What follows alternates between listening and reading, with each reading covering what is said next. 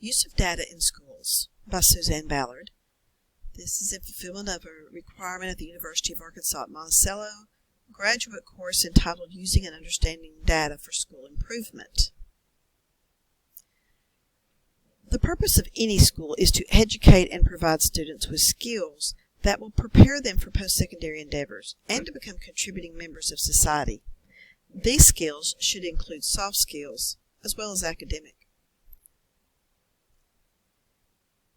Demographic and testing data are housed primarily in the school's counselor's office, as well as the offices of the instructional facilitators. This data is both electronic and in paper form, and two software programs are utilized to track this data. These are eSchool and Triand. Not all faculty and staff members have the same rights and access to this information. Data can also be found with each teacher based on classroom observations and assessments. Since data is collected on a variety of levels, the location of the results will be as well. Data is used to answer questions, to make decisions. According to Dr. Bernhardt, analyzing data reflects how past and present populations have been served. Necessary professional learning or changes to that can be identified. The philosophy of the school can be reflected through placement in special ed and advanced courses or other special programs. Reviewing data and current school practices answers the questions, where are we now? How did we get to where we are? Where do we want to be? How are we going to get where we want to be? And is what we are doing making a difference? Collecting and analyzing data can definitely be a struggle, which can be hindered by any number of things. A few of the primary barriers are attendance, amount of data, and time. Daily school attendance has become an increasing problem, and often these absences occur on the day assessments are given.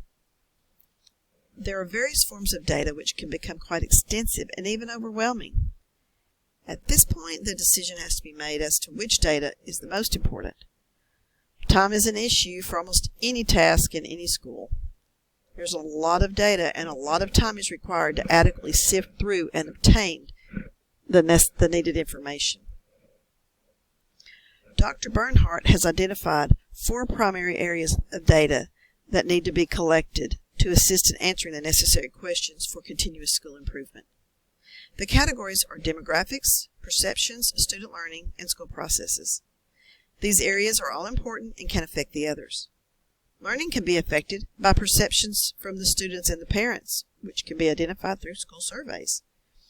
Learning is also affected by attendance, growth in achievement, and discipline. These all have to be monitored and factors identified and considered to help the students make better choices to assist them in improving their learning. Stephanie Brooks is the assistant principal at Crossett High School.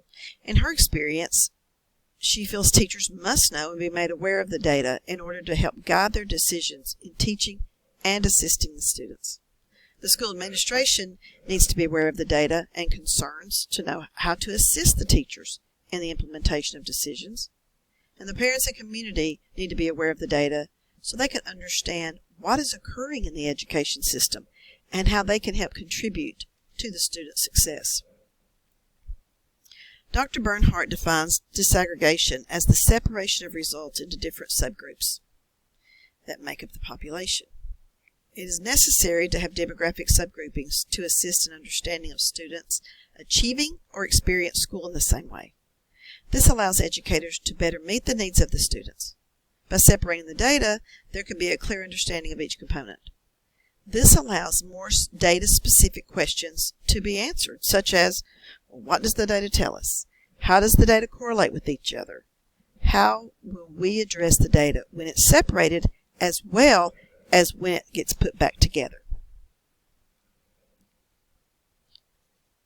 Effectively utilizing school data gives schools vital information to have continuous school improvement in order to educate and prepare the students to become contributing members of society and to be successful in post-secondary endeavors.